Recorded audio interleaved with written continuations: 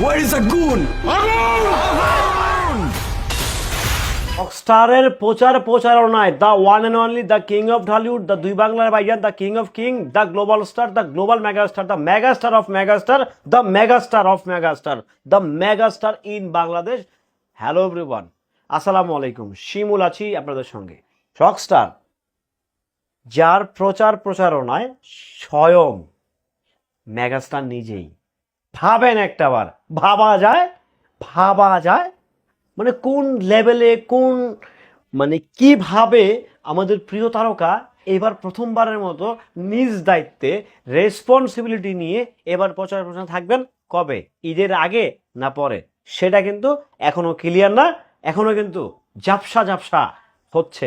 যাই হোক, তবে একটা কথা বলতে পারি আপনাদেরকে, প্রচারণা থাকুক বা না থাকুক, প্রচারণা হোক বা না হোক, পাঙ্খা হোক আর ফ্যান হোক আর এসি হোক আর এসি সারা হোক, সিনেমা কিন্তু সুপার, সিনেমা কিন্তু মেগা হিট, সিনেমা কিন্তু মুক্তির আগেই হতে যাচ্ছে ব্লকবাস্টার। কারণ এটা শাকিব খানের সিনেমা, কারণ এটা বাংলা চলচ্চিত্রের একমাত্র দ্য কিং অফ কিং, দুই বাংলার ভাইজান, গ্লোবাল মেগাস্টার শাকিব খানের সিনেমা। ওইটা হল পর্যন্ত যাওয়া লাগবে না, হলের আগেই সুপার হিট ভাই।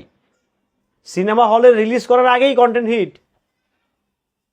সিনেমা হলে মানে মুক্তি দেওয়ার আগে রিলিজ দিবেন না, টাকা না লাগবে না, প্রয়োজন নাই, এটা দরকারই নেই। তার আগেই সিনেমার কন্টেন্ট, কারণ ওটিটি আছে, ডিজিটাল প্ল্যাটফর্ম আছে, গান আছে, টিজার আছে, ট্রেলার আছে, আনুষঙ্গিক অনেক ব্যবসা আছে ভাই। এগুলো দিয়েই মোটামুটি অনেকটা রিকভারি করে ফেলবে প্রডিউসার। টেকা কি মায় বানায় পুঁতে বেছে? টেকা কি মায় বানায় পুঁতে বেছে ভাই? বেছে না তো।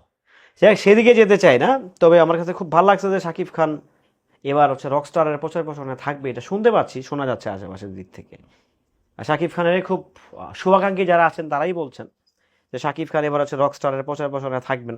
সো থাকলে ভালো হবে, কারণ যদি স্টার যদি নিজেই থাকেন তাহলে এটা অন্য স্টাইলেরই প্রমোশন হবে, এবং কি আই থিঙ্ক যে এটা দুর্দান্ত লেভেলেরই একটা প্রমোশনের দিকে ধাপিত হতে যাচ্ছে কিংবা ধাপিত হবেন রকস্টার।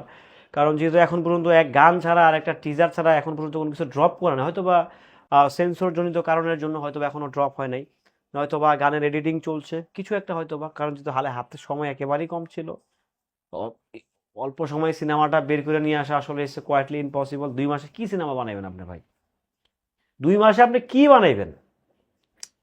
2 মাসে আপনি একটা ভালো কন্টেন্ট কিভাবে দিবেন, কিভাবে সেটা আশা করেন, তাই না?